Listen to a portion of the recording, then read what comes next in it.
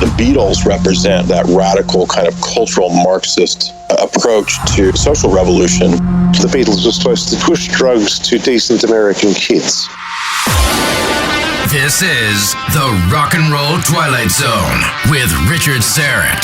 Heard exclusively on the Jericho Network in partnership with Westwood One. Unearthing the biggest stories from the history of rock. Exposing the truth and the tragedy. The stories behind rock's immortals. The Rock and Roll Twilight Zone. What might happen is that we blow your mind. Here's your host, Richard Syrett.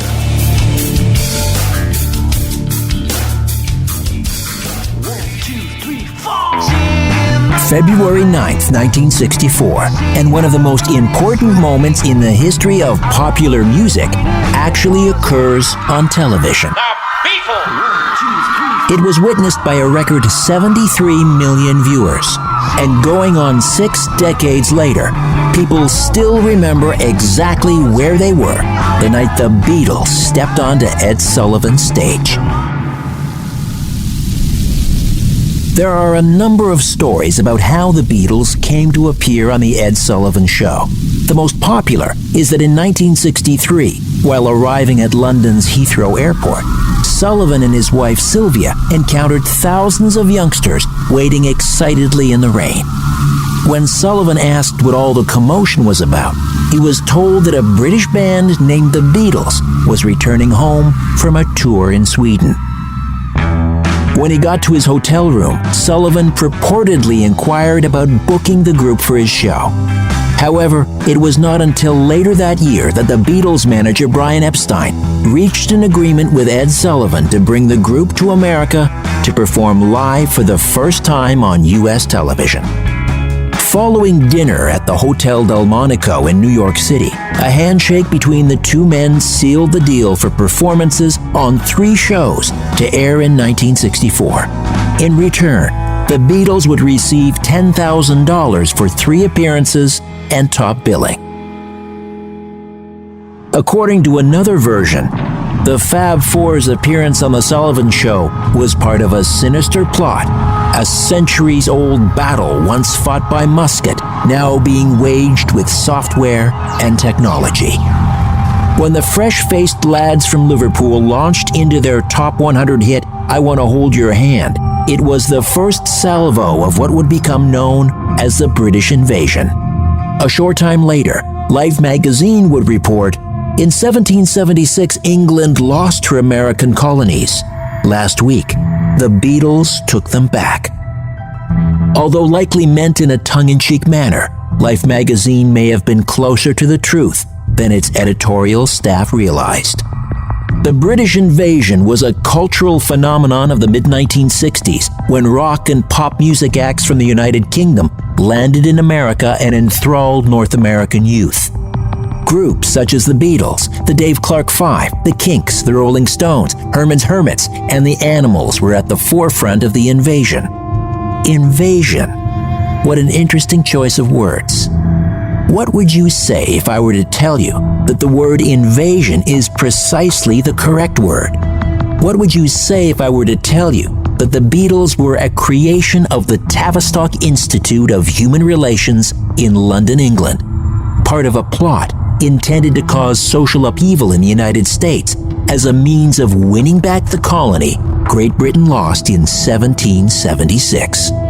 You're about to meet a media scientist and an author who will argue this is all true. You'll learn about the music and social critic who supposedly designed the Beatles' music using supercomputers, and how the British invasion was designed to dumb down American youth and turn them on to drugs. You'll also hear from a music journalist and blogger who insists it's all a silly conspiracy theory. You'll have to make up your own mind as to who has it right. The Beatles as a British intelligence psyop, when the Rock and Roll Twilight Zone continues.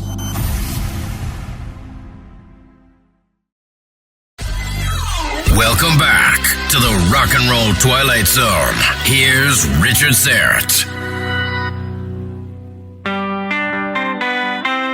On this episode of the Rock and Roll Twilight Zone, we're exploring the strange theory that the Beatles were a creation of the infamous British think tank, the Tavistock Institute.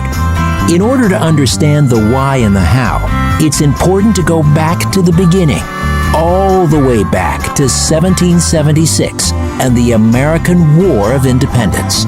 Nelson Thall is a media scientist who studied under the great communications theory guru Marshall McLuhan. What's interesting is while Cornwallis, the British general, surrendered to Lafayette, the French general, the war between Britain and France ended. However, Cornwallis never surrendered to General Washington, and the battle continued with the War of 1812, which was just the continuation of the war between Britain and America. And then the Civil War, it wasn't a civil war, but a British-financed Southern Army. That just continued the 1776 battle, the ancient quarrel. Remember, the British Crown owned America. It was Crown land like it is in Canada. To them, America was Crown land too, and they wanted it back. And that's what's been going on since 1776. They've been at war using various weaponry since 1776. And over time, over hundreds of years, as electricity and electric computers came into fashion, the military used electronics as well as guns, etc., to fight the wars. It went into the software world, and the Beatles were exactly that, a mind control software program developed by the Psychological Warfare Division of the British Army. Thall is hardly alone in embracing what seems on the surface to be a totally outlandish theory. A former member of Great Britain's Foreign Intelligence Service, MI6, John Coleman, wrote several books on this subject, including Conspirators' Hierarchy, The Story of the Committee of 300. Dave Gerard is a blogger with rocknerd.co.uk and a music journalist. Coleman's rationale is for having all these British invasion bands land in America was to provide some sort of element to cause a, quote, major irreversible cultural revolution. This was his huge Aquarian conspiracy, a huge elaborate conspiracy, which this was just one part of. Introduce drugs and sex and riots and street gangs and so on. There's a PDF that came out in the 70s, a white paper called Changing Images of Man, and this was done by, I believe, Stanford Research in concert with some of the Tavistock research. And what Changing Images of Man proposed was the idea that in order to change culture on a large scale, you would have to change man's image of man himself. So man's self-view had to be altered, and one way to do that would be through several decades of alterations in education, alterations in the culture, alterations in the idea of what it is to be American. Americanism itself had to be altered, and this was quite consciously, intentionally changed. And so the way that you do that is not to try to go after older generations. You have sort of business phases set for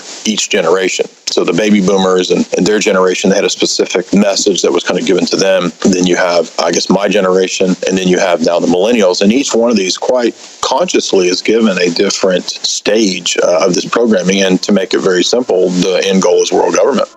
That's Jay Dyer, a pop culture analyst who deconstructs the deeper messages, symbols, and predictive programming subtexts that underlie various forms of media, including films and music. Popular music, according to this theory, was the perfect instrument to reshape the moral, spiritual, cultural, political, and economic culture of the United States and hasten the decline of Britain's former colony. By the early 1960s, the time for the deployment of this new weapon was ripe. So the timing was the rapid pace of technological advancement, from tubes to diodes to transistors to chips. So as you develop the technology to record this so well and broadcast it so clearly, and as the technology comes online, that's what makes the timing. The TV made the Beatles. But music journalist Dave Gerard doesn't buy into the conspiracy. He says British musicians were simply taking American music, rhythm and blues music, which had been developed by African Americans decades earlier, and repackaging it for middle-class white audiences. It was very much a class thing and a race thing at the time. In the early 60s, rock and roll was very black music. By late 60s, it was very white music. And someone like Jimi Hendrix was an odd creature. And that was basically because of the British invasion. Suddenly you had nice-looking white boys playing this music, which was completely American music. The British just repackaged it. But the conspiracy theorists behaved like they weren't aware that this was literally American music, American riffs, American tunes, literally American songs in the case of the Rolling Stones, who didn't start writing songs until a few years into their career. And Coleman's theory includes bands like Led Zeppelin, who literally just ripped off old blues songs. The theory is that if the conspiracists didn't know about it, it didn't exist, and it must be people messing with them. According to Jay Dyer, Britain's Psychological Warfare Division had studied group dynamics and something called hero worship. They pioneered research into how individuals in a special operations team, for example, could be convinced to die for their leader.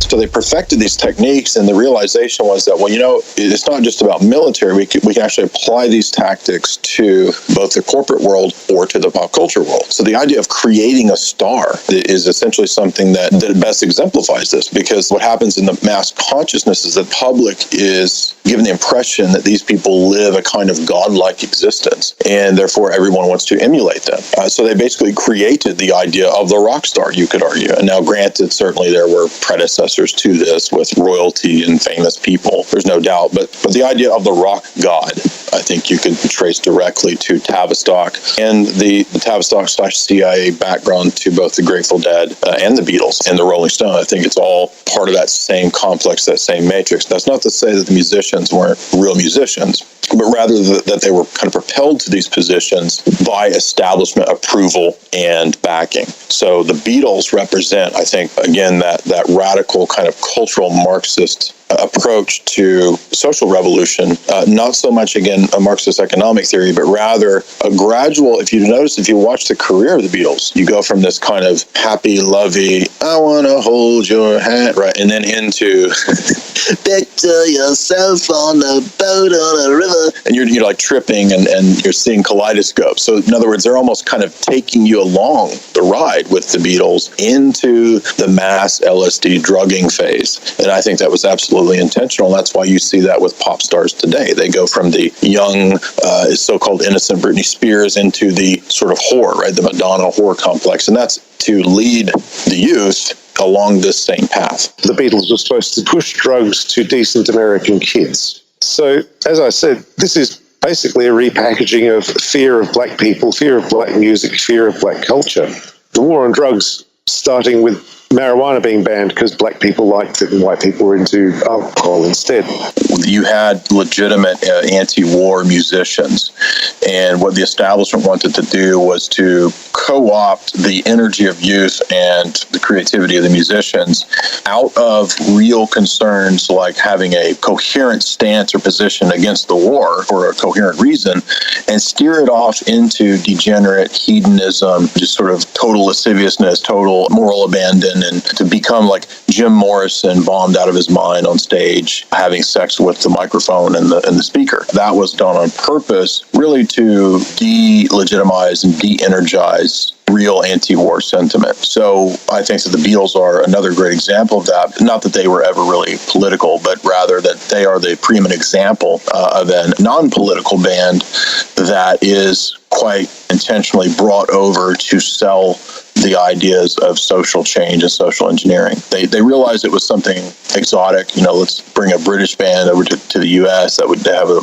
sort of exotic appeal. And it also eventually brings the Far Eastern sort of New Agey ideas of Maharishi Mahesh Yogi and transcendental meditation at the same time, as well as the CIA promotion of LSD. Lucy in the Sky with Diamonds was very visible and conscious. You can imagine the subconscious. The conscious thing they talk about is only a tip of the the iceberg. Below that, there's tons of ways in which you look at the music of the Beatles, and it promotes drug taking, and you should listen to it. And to get the full meaning, you get it by getting high and then listening to the music. So they promote the drug taking both within its effect and with its cause and the content of it. And they were very successful because they then supplied the need. Let's get high on LSD. Well, then they sell the LSD. And then that whole idea of, drug taking is by low-life dopes, they had to break that. And that's where they brought in the Tim Leary with the LSD. And he's a Harvard professor. So now all the lawyers and the doctors and the accountants who were maybe not going to it because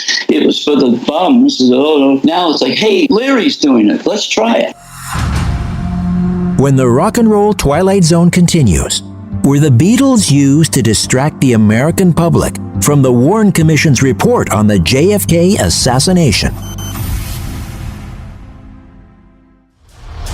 Welcome back to the Rock and Roll Twilight Zone. Here's Richard Syrett.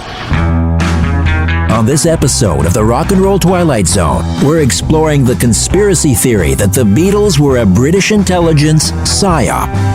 The Beatles' mission was not only to corrupt American youth and make drug-taking cool, but according to conspiracy theorist John Coleman, they also served as a convenient distraction when they came ashore in early 1964. Once again, Dave Gerard.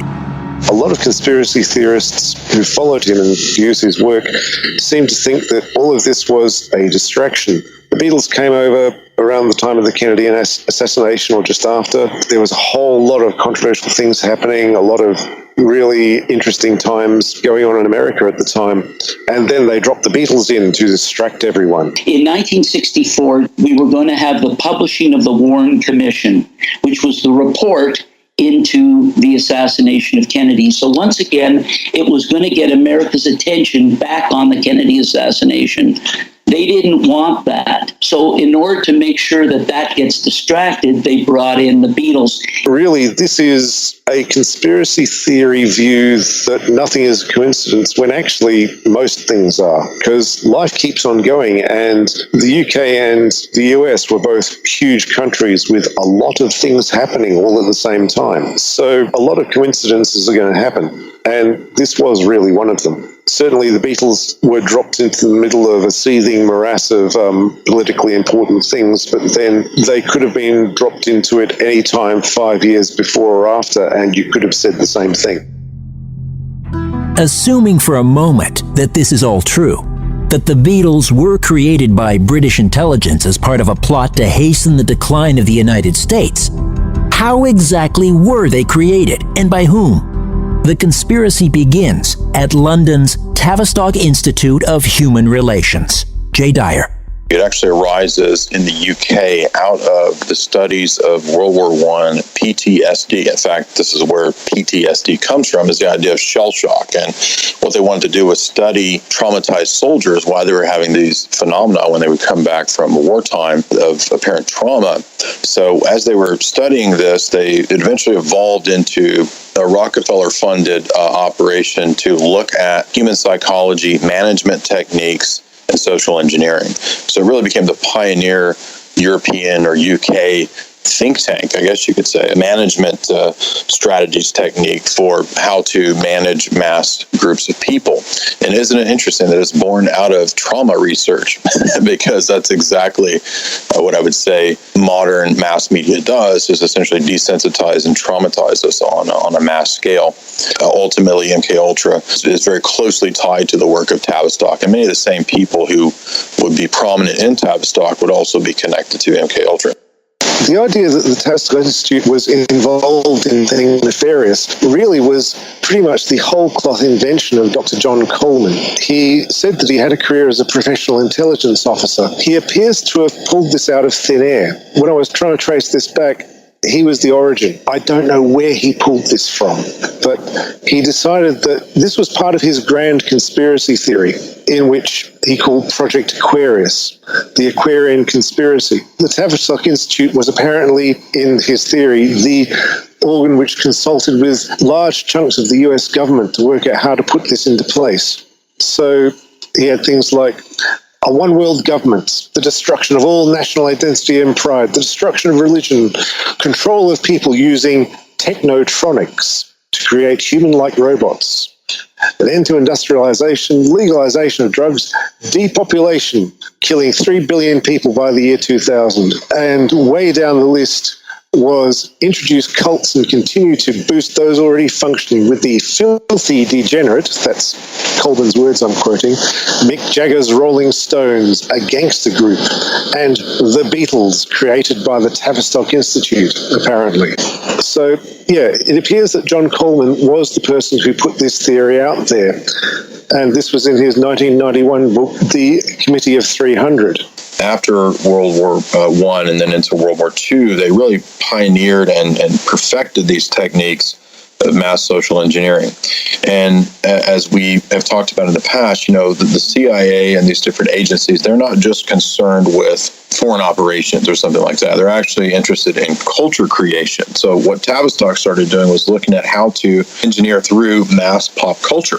And what they did was they came up with the application of psychological warfare techniques in wartime to peacetime, to mass audiences, mass social settings, and then also by extension through popular culture. So I think you could truly say that you have the creation of toxic culture coming from the Frankfurt School working in tandem with Tavistock. The Frankfurt School Dyer just mentioned was a collection of German scholars and intellectuals who were proponents of a particular approach to cultural criticism. According to the conspiracy theory, the Frankfurt School worked alongside Tavistock to foment cultural revolution. It was later branded cultural Marxism. It's commonly used by right-wingers, and particularly the far right and alt-right, to dismiss anything that they consider not sufficiently right-wing. But it actually meant something originally. Originally, it was a snarl word used by actual communists who thought that the Frankfurt School were hipsters, basically. They thought that they weren't committed enough to the struggle, that they were just faffing about with all this art stuff, and called them, oh, you're only cultural Marxists. And that it was later adopted by the right-wingers, the snarl word, was really weird. The Frankfurt School was essentially a branch of Marxists known as the critical theory Marxists, who diverged from the Soviet bloc, Eastern Bloc communist-style Marxists, because the Soviet Bloc-style Marxists favored the idea of Stalinism and kind of the dictator-type view, and at least we're told the Frankfurt School Marxists were more into the ideas of freedom and a little more interested in seeing revolution as opposed to top-down control. Now, that idea of revolution on the part of the Frankfurt School is not, something positive. What they mean is counterculture, radical revolution.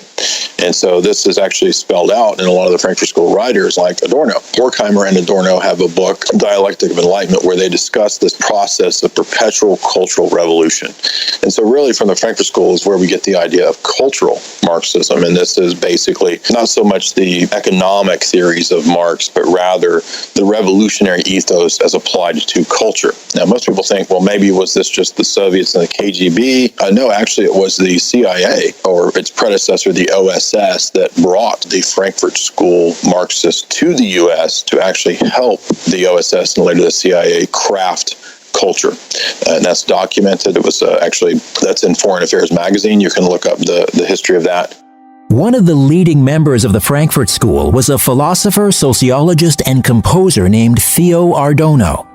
Adorno was known for his critical theory of society.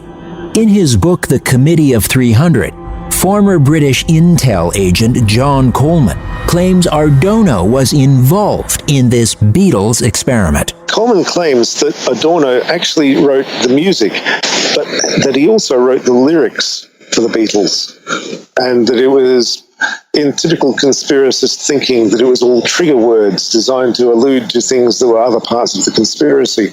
The general conspiracist theme that all the conspiracy is actually being waved right in your face if only you know to look for the words. Someone who is the A&R rep for the record company, his job was to now start looking for the music and the lyrics, and he'd be working under George Martin, and Theo Ardono was the guy, let's just say he was responsible for producing it, because he didn't really write it, but he rewrote it, and he put it through the computers and recomputerized it. These Bletchley Park Enigma computers, the Enigma computers worked on it and really redesigned the music in order to fall in line with musical postulates that they knew would work to confuse the mind. If you listen to a great symphony, there's no drum set, no drums. There's a bass drum, but there's no drum set. So there's not a tribal chant beat, a mesmerizing tribal chant beat. And that's what the rock and roll brought in, was this mesmerizing, sampling, constant beat and making it subaudible. And that they realized was a way of altering people's mind. There's all these special effects these people are aware of, and they employ it using computers and otherwise.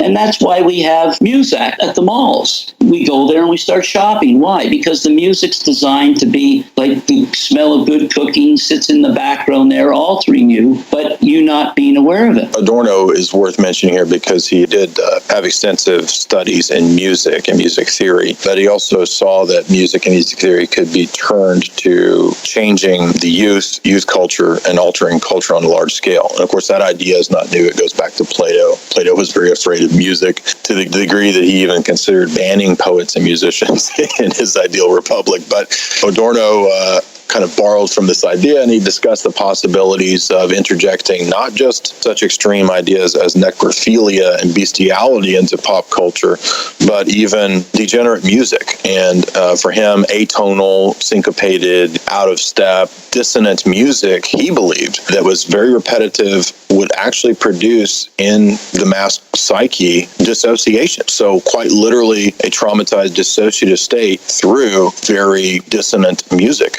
And he discusses this in his writings. If you listen to the beat of it, it's not iambic pentameter, which is a Shakespearean and a biblical way of doing it. It's counter. It's really counter iambic pentameter is what it is. So he starts to change the structure of the music so that it's not natural. And so, again, he's one of these premier Frankfurt School guys who talked about the need to break down culture. And he also talked about the need to break down culture because the family, he said, is what creates fascism. Right? To have a mom and a dad and children is inherently a fascist institution, and it had to be destroyed. And what better way to destroy that than through sex, drugs, and rock and roll? But for Dave Gardner, Theo Ardono is a strange choice for Coleman and others to pick as the mastermind behind the Beatles' music. Adorno was a cultural critic as well. He wrote about culture and society. To a large extent, he was the embittered music blogger of his day. He had a lot of opinions, and he was going to tell you all of them. Now, his actual musical tastes were at the cutting edge of classical music at the time, in the early 1900s. He was particularly fond of 12-tone, which was Schoenberg's thing. The basic rule was you have 12 notes, you use each note once, and that makes up your phrase. Or you can only use a certain number of the notes or a certain number of times. This was particularly created by Schoenberg, who was a quite conventional composer before that. Then he hit upon this 12-tone thing, and basically it made his name, and it was hugely influential in 20th century music, particularly on jazz and film music. Now, Adorno went, this is the stuff. And he composed himself as well. If you go on YouTube, we'll find a lot of Adorno recordings. They're actually quite good examples of the form. I mean, they're difficult listening. They're horrible racket. They're erudite, cultural horrible racket. So this was the stuff that Adorno was into. He hated popular culture. He thought it was manipulative trash, sort of like what Coleman posits, that this was trash to manipulate people, but Adorno just thought it was part of the culture industry manipulating people in order to sell them trash. He really, really hated jazz. He really, really hated pop music, and he particularly disliked the Beatles. I think it's startling and unlikely that Adorno actually wrote the Beatles' music. Like, he described them as What can be urged against the Beatles is simply that what these people have to offer is something that is retarded in terms of its own objective content. It can be shown that the means of expression that are employed and preserved here are in reality no more than traditional techniques in a degraded form. So yeah, Adorno wasn't really into the Beatles. When the Rock and Roll Twilight Zone continues, Canadian communications guru Marshall McLuhan sets John Lennon straight. Welcome back to the Rock and Roll Twilight Zone. Here's Richard Syrett. On this episode of the Rock and Roll Twilight Zone, we're exploring the theory the Beatles were a tool of the British military's Psychological Warfare Division. Whether or not this conspiracy theory, as espoused by people like John Coleman, is true, the great Canadian communications guru Marshall McLuhan believed at least parts of it were true. In 1969, when John Lennon was in Toronto with his new group, the Plastic Ono Band, McLuhan arranged a meeting during which he allegedly told Lennon he and the Beatles were tools of the British Crown. Former McLuhan Protege, Nelson Thall.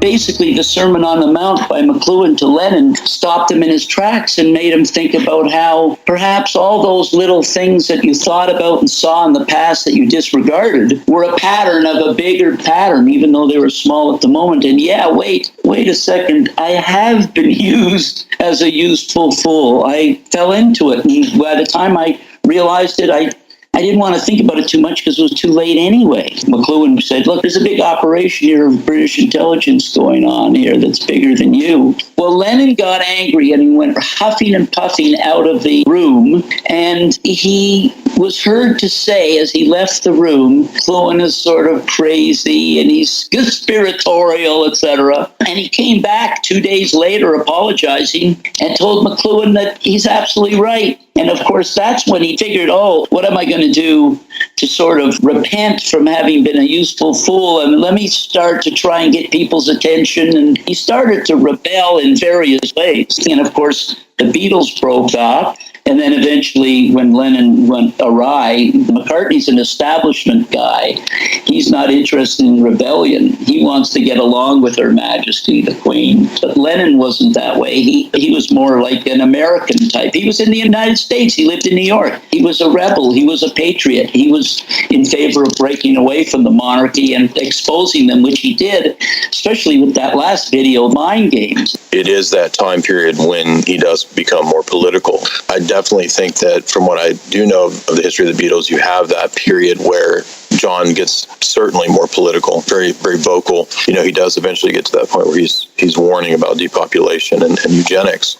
And I don't think they would want that message coming out. So I think that McLuhan, with, you know, the medium as the message and his connections to the CIA and stuff like that, I think that he's certainly somebody who's a person of interest in this story. In his letters to Ezra Pound, lamented that we live in, as he said, we live in an age of gigantic pictorial illusionism and journalistic exaggeration of concealment, in which the truth in conversation has disappeared everywhere. That's a quote. And he lamented that the power of the monarchs was so great that the arts and sciences were in their pockets. And of course, he pointed to how the oil companies fund all the chairs at the universities. So the culture control of the university was taken over by the corporate gang. And as Marshall said, so the arts and sciences are in the pockets of these secret societies. We're obviously part of an operation that the Queen is involved with. We were knighted. They don't even have to know why they were knighted, but they're knighted. And Lennon obviously figured it out. The others probably